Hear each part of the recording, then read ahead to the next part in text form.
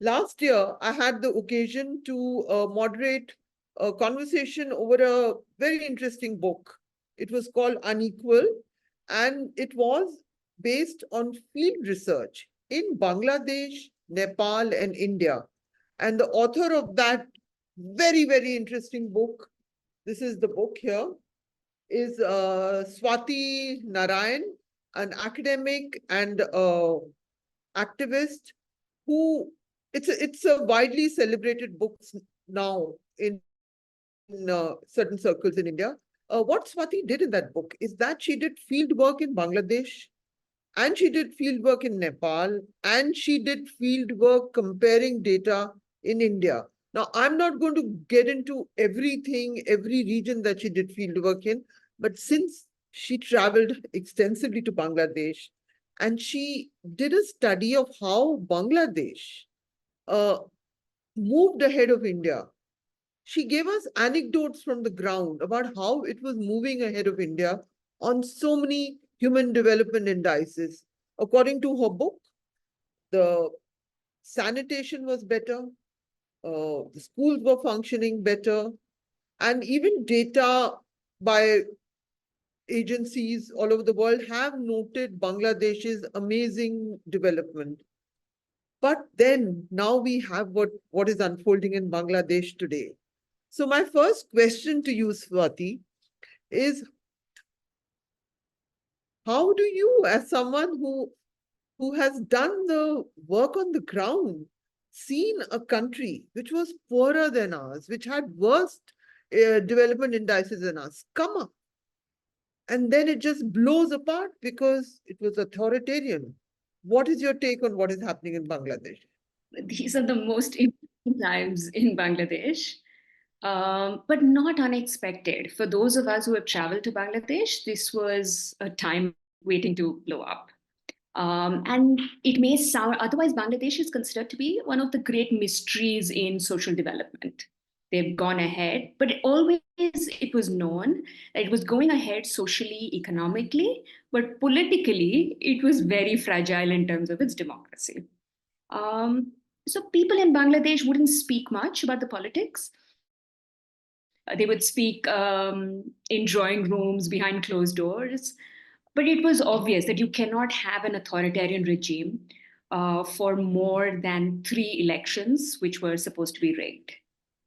But then, Swati, tell me, is there a conundrum here which we need to understand that under authoritarianism, Bangladesh made these huge advances? So, how do we figure that out? What did the Sheikh Hasina years do which were correct? That all of the stuff. Now, to give you one example, I'm just going through data from your book. You start off with this. A newborn lives to be 80 years in Sri Lanka, 74 in Bangladesh, 69 in India. So Sri Lanka is, of course, top of it. And Sri Lanka is another country which 2 years ago exploded.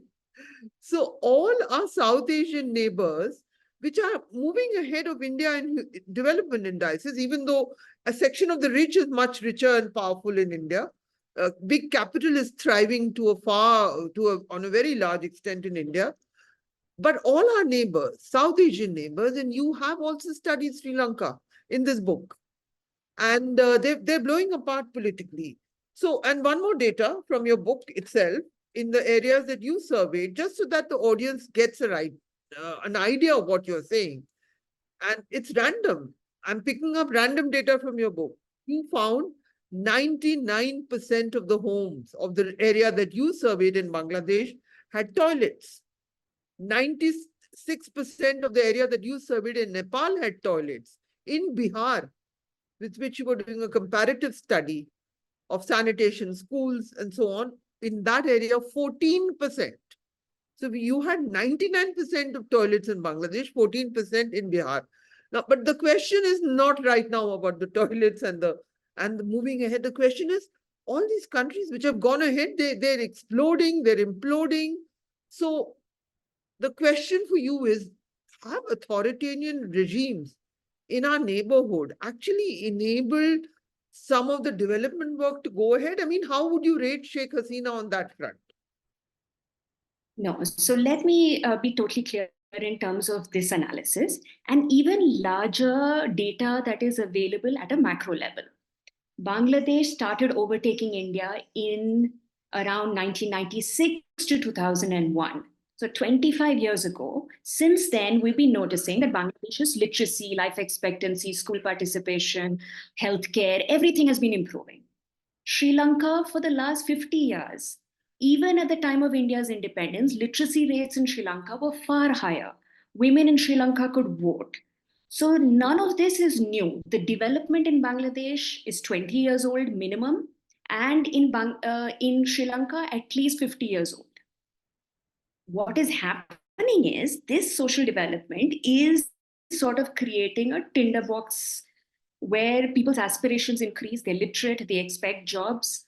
And when politics is not able to deliver that, then it explodes. And most of the successes have happened during competitive democratic politics. So throughout the 90s and 2000s in Bangladesh, you had either Awami League or BNP in rotation every 5, 6 years. But over the last 15 years, Sheikh Hasina has not had free and fair elections. In fact, they had a concept called a caretaker government who takes care of ensuring that elections are fair, but she abolished that in 2011. And since then, authoritarianism has been increasing, despite the fact that it was overall a liberal, secular government. She wasn't delivering, and people felt she was extremely autocratic. There were murders, there were forced disappearances. Everyone was scared to speak. So this is not unexpected. Just how fast it has happened is unexpected. But one more factor is you're also from the Indian perspective particularly, and actually from the point of view of everyone who's following the story, this story, you are someone who freely traveled in Bangladesh. You repeatedly did field work over there. And there are some lovely anecdotes from your book uh, about the field work and your experiences in Bangladesh. And now there seems to be a lot of hostility towards Indians, Hindus, and figures of Mujibur Rahman, and even I believe somebody said even Rabindranath Tagore's statue was attacked somewhere in some social media post. I'm not verifying that, but this is the stuff one is picking up, you know. And so, how do you understand that? Yeah, so that is rather sad. Yeah. Yeah, it's particularly sad because yesterday I was checking, even in the areas where I had traveled to, homes of Awami League members and of course minorities have been attacked. Um, so the fact that when I was there, Bangladesh throughout the 50s and 60s had a language movement for Bengali as a language, and therefore the creation of Bangladesh in 1971. So in that movement, people of all religions came together. Rabindra Sangeet was celebrated, wearing a sari, being able to have cultural freedoms. So, for example, in Dhaka University, there is Saraswati Puja, there's Durga Puja. Really? So this secular fabric is eroding, it seems. But let's see, it's just been one day right now. Hopefully today, Dr. Mohammed Yunus is going to take over as the interim. Secular fabric doesn't tear, because I'll give you another anecdote, Saba, which is not in the book. So, in Indian schools, you have the morning assembly, and normally they would say a prayer. Now, in Bangladesh, they will pick a Muslim student, a Hindu student, and if there's a Buddhist student or a Christian student, they will ask them to come ahead and say a verse from the Quran, the Gita, the Dhammapada, and the Bible. And I was so surprised to see this in a country which has an Islamic constitution, because initially it was secular. Then, one of the military governors, General Irshad, I think, changed it to a Muslim state. But the everyday life in Bangladesh is secular. Rabindra Sangeet is part of everyday life. So, are you So saying this happened in every school in Bangladesh? every single school Really? by the government. Yes, Every they have government school? Yes. So let me also explain. So they also had something called moral science, which is the subject. Yeah. And there are different textbooks for Hindus, Muslims, Christians, Buddhists, based on their own religion. So this was something that I don't know when this started, but I found it both on the website of the government and in the schools, that they were having different books, religious books, for students of different religions. And for me, I didn't write too much about this in the book because this was one of those mysteries of Bangladesh that I didn't know how it was going to unfold. So I'm hoping that the secular fabric remains in the country because people fought for Bangladesh as a Bengali country more than anything else, Yeah. across religious divides. So yesterday's news was a little sad, and I hope the violence calms down very soon. And you've been in touch with the regions that you've written about, and the attacks are happening on India, on Hindus, and on symbols of the old. Hmm? But also, when I called up people, they actually send me all the WhatsApp messages of Muslims protecting temples. And so, this is a political scenario that's unfolding into anarchy. Hopefully, if a new government steps in and the army has promised patrolling today, then I just hope the violence reduces and there is a transition to a good democratic government. Okay, yeah, let's all hope so. It's so complicated. It has so many nuances, so many implications. But I want to get back to the work that you did. Actually, this is an occasion to look at that. Because when our journey as countries began, Bangladesh was, of course, founded much later in 1971. But as in, but what were the main reasons that on socio development indices, Bangladesh could overtake India? One of the points that's flagged, I remember it's in your book, but I remember at the book launch, John Drez also flagged the graded inequalities of India as being responsible for the fact that we don't move on so many fronts. Basically, which means the caste system. Is that the big difference? It's a big mystery amongst historians as to how in East Bengal, in the 13th century, suddenly the population en masse converted to Islam after Muhammad Bakhtiar comes from Afghan Turkish roots. Because the mystery is who converted. Was it the Hindu population or was it the Buddhist population? But overall, what we see is the caste style features which you have in India are lesser in Bangladesh. And even old British colonial records show that there was high levels of social mobility, even amongst the Muslims in Bangladesh. Amongst Hindus, of course, there remains caste gradations, and there are also many Dalit Hindus. But in Bihar, you cross the border barely 50 kilometers away, sometimes 10 kilometers away, and you're in a completely different environment where caste dictates every aspect of your life. And in Bihar, the graded inequalities, even amongst Dalits, the Musahar Tolas are so backward, don't have social services, no education. And this is just so I feel the social solidarity is what brought the students together across divides to fight against an autocratic regime. Whereas in Bihar, people don't expect much from the government. You can have tens of bridges falling down, and people are really not saying much. The Anganwadi is shut, the school sometimes doesn't serve midday meals, but across caste divides, and this is what people told me time and time again, nobody wants to fight together to improve public services. Whereas in Bangladesh, there is a very strong social contract after the 1974 famine, where rulers, even if they were autocratic, knew they had to give social services or people will come to the streets of Dhaka. And this has happened before. Okay, very, very fascinating. In your book, you've written that when you've given a very vivid description. Actually, it starts off with this description. So Swati, for the audiences, she's standing on the border on the Bangladesh side, and this is about sanitation, and she's describing that where she is, there is full. Everybody has toilets in their homes, and then the Bangladeshis tell her that, oh, there's the border. There is the BSF standing there, and there you have people, and it's all open defecation, right? And this is after Swachh Bharat, so on and so forth. It's nothing, it's systemic. So you have this completely different approach to sanitation. And then her book opens with that. and she asks the questions. Why? Why did this happen?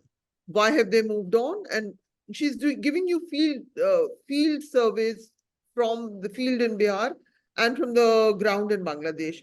Swati, I have a question for you. Why did you not choose? Since you chose Bangladesh, which was originally East Bengal, which was then East Pakistan before it became Bangladesh, why did you choose a comparison with Bihar and not with West Bengal? So before I answer that, I'll just say that I did my field survey in 2016. So it was 2 years after Swachh Bharat Abhiyan started. Now, of course, things have slightly improved in Bihar, but I don't think we should believe the government's claim that Bihar doesn't have open defecation. Whereas what I was trying to highlight was 20 years before Swachh Bharat Abhiyan, nearly every house in Bangladesh had a toilet. Yeah. And the Islamic influence of giving importance to hygiene, which is apart from the fact that many NGOs, civil society, government supported the building of toilets. So this was 20 years ago. In terms of why did I not compare with West Bengal, I initially did start doing that, but also we need to realize that West Bengal is so much more richer than Bangladesh is. Whereas Bangladesh and Bihar are almost on the same level of per capita income in terms of purchasing power parity. So, and I could see this. Sometimes I used to cross the border to go to Bengal, which is actually where the 0 point border is. And you would have ATMs in Siliguri and malls. And I in fact, would go there to withdraw money when I ran out of money, but come back to Bangladesh, rural landscape, no skyscrapers, no malls, but better social indicators. So the quality of life is what I was trying to emphasize. People live longer, they're more educated, they have toilets, which we don't have in Bihar. Whereas in Bengal, A, because of higher income, and B, also, I think the communist governments and now the Mamata Banerjee government have emphasized social welfare. So that cannot be denied. So the contrast really is between Bihar in terms of, the Hindi heartland belt versus what's happening in Bangladesh, which is at the same per capita income levels. Very, very, very fascinating. Though, I mean, as an Indian, I have to wonder because Yes. Bihar has had non-stop the so-called subaltern post-Mandal parties in power, and yet in terms of real improvements in schools, livelihoods, nothing. There doesn't seem to have been anything. Exactly.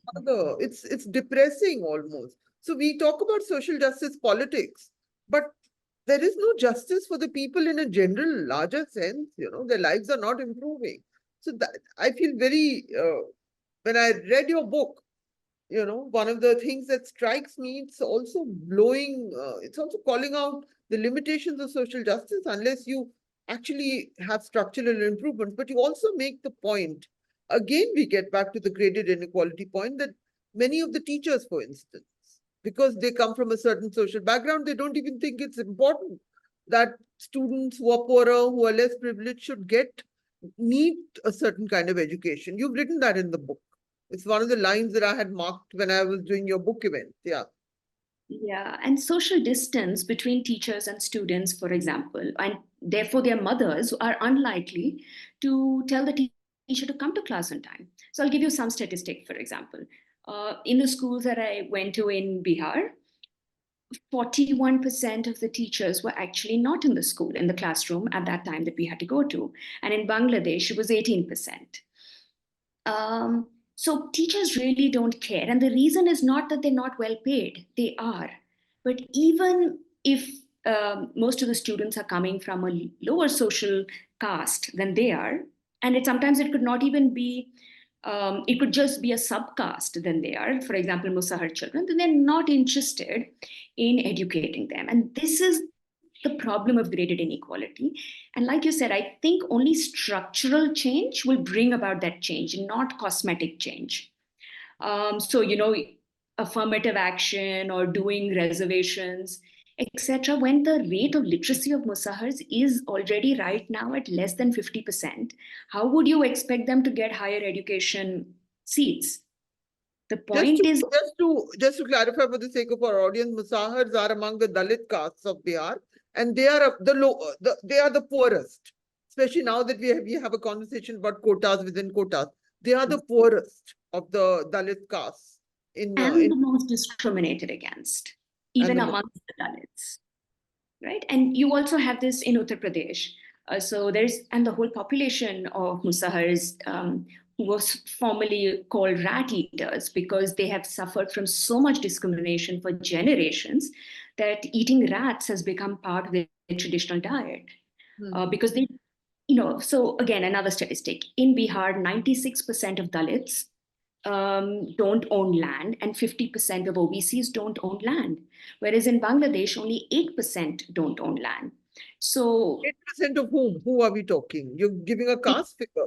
no, I'm not giving a caste figure in Bangladesh, but 8% of the rural population don't own land. The Oh, rest they all own land. do. They all own land otherwise. They own land, but they may be very small size land. So 50% now are shareholders or sharecroppers rather. So they rent out land from other smaller landlords and parcel it together, but have a good livelihood. The biggest problem in Bihar is employment. If you don't have land and you have no other alternative means of livelihood, what do? You have to only rely on government social programs. Yeah, So there's no NREJ, there's no ration card. What do people do? How do they survive? yeah. Fascinating. Swati, I'm going to just take you back to give our audience, since you've Mhm. been on the ground, what is the economic, what is the hierarchy, what is Bangladesh society all about? What generates income? Is there still migration towards India? Has that stopped? The sort of idea of the infiltrator, quote unquote, was huge.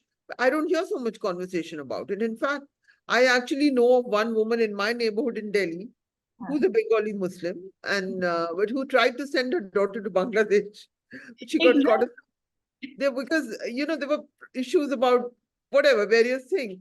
She's fully, I mean, she's been here for some years, but she wanted her daughter to go, but the daughter got caught by the guards, and she was sent back. So there was a lot of financial loss. I'm telling you a real story, huh? Yeah.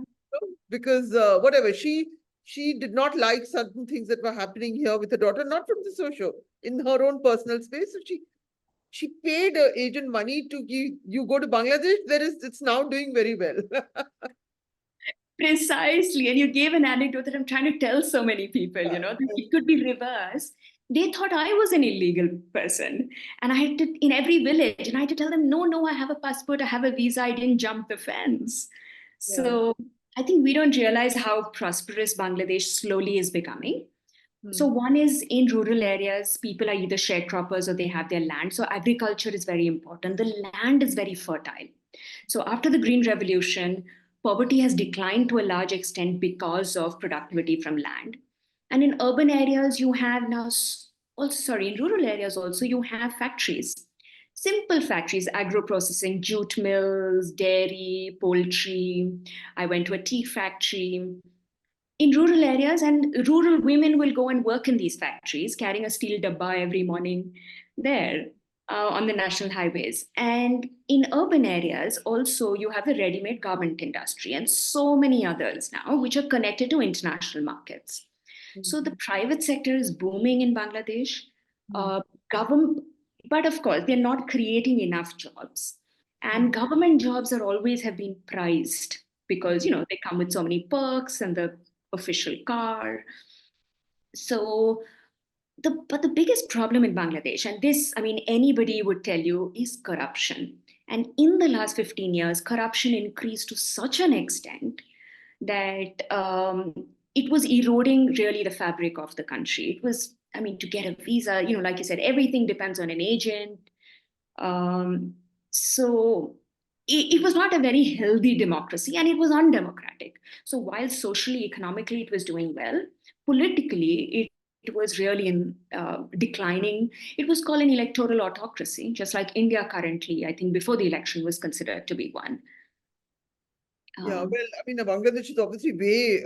I don't even think you can compare what's happened in Bangladesh to the fact we've never had. I think one of the factors, Swati, I actually look at the region is we've never had military rule. Once you've had that in a society, then democracy keeps breaking apart. When you have the option, we've never had that. Yes, we've had imperfections, we've had the emergency, We've had what is called electoral autocracy, but we have somehow, we are That is sailing, the beauty of Indian democracy. Exactly. but where we seem to be falling behind, which is why your book has been appreciated by so many people, is in the general common good of the of the less privileged section of society. We are booming in terms of big industry, big capital, which some of our neighbors don't have. But we seem to be falling behind on that front. Am I right on that? How you Yes. see it? Our growth is very lopsided. You know, on there's one more thing on this note. I want to, because if the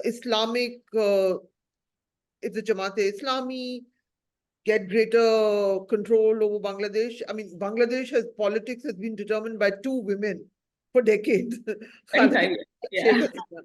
Yet, in your book, there was some other data, and I didn't make a note of it, which showed that more women were in the workspace than in India, in your areas of field work.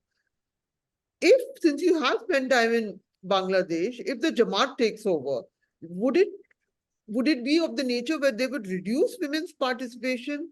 Or how do you, I mean, can you make an estimate about that? Would they put restrictions on women? That's because please first share your data about women's participation in the workforce and then tell us how do you see it, because it has been led by two women as such, but there is a group which, if you look at the material of the Jamaat-e-Islami, they would believe, they don't believe, do they believe in gender equality? I don't think so. So please elaborate these conundrums for us. Yeah.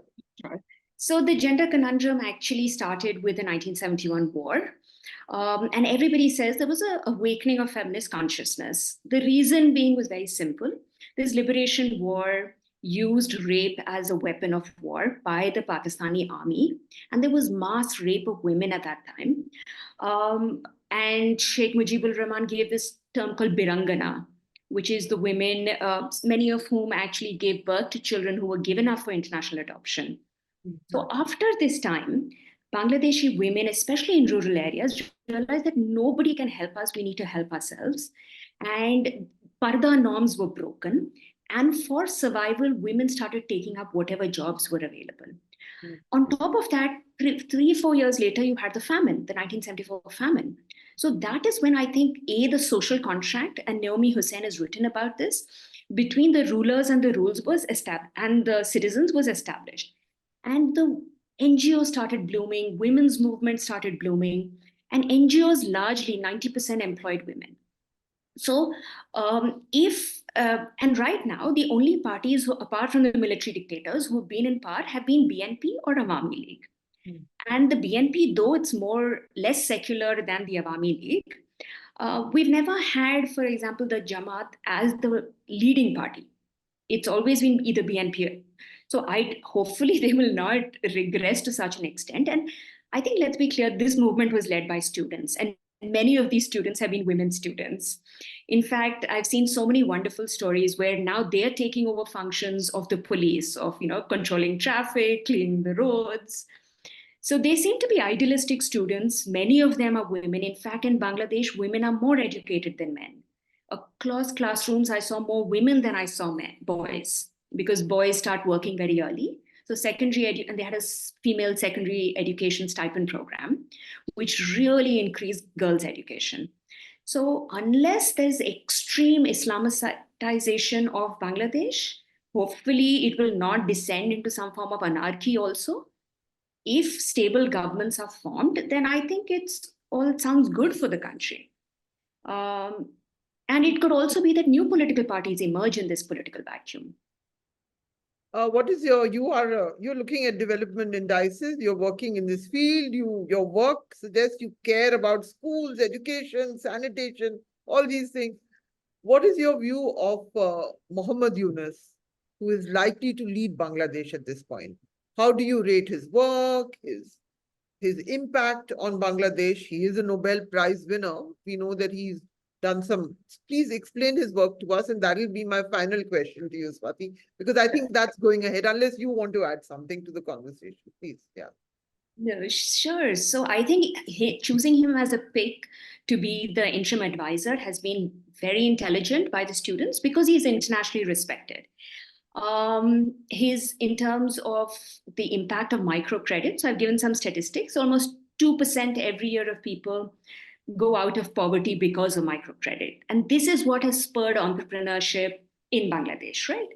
Um, Also, it's not now just Grameen Bank as a microcredit organization, but also Grameen Phone, which is the largest phone network in Bangladesh. So there are different businesses which have started from microcredit organizations. In terms of his impact, one thing I'm not so sure about is so previously there have been caretaker governments in Bangladesh, and they usually take an oath that they will not stand for elections. So at one point in time, Mohammad Yunus wanted to start his own party which actually could have got a lot of support through the microcredit groups. But now, if he becomes interim advisor, he can't stand for election or start a new party. So that is a big question mark as to what will happen. Will there be a new formation or not? But in terms of being well respected, and somebody who was wrongfully removed from his own organization after getting a Nobel Prize. So there was a lot of politics going on. I really hope Bangladesh goes right now in the right direction. So that's all fingers crossed. Who knows what will happen, but hopefully there'll be political stability. The only parallel to end, I would say, is with Sri Lanka. I think people power and removing autocratic governments is the main lesson we seem to be learning from South Asia, right? The Rajapakshas were removed by a people's revolt. Even a secular liberal government like Sheikh Hasina, which became increasingly authoritarian, was removed by students. So I think that's the one lesson that social development, economic development is important, but so is political democracy in South Asia. So at least that's what it seems to be showing. Thank you so much, Swati. It's fascinating, and thank you for making time Thanks, for us. Saba. Real pleasure.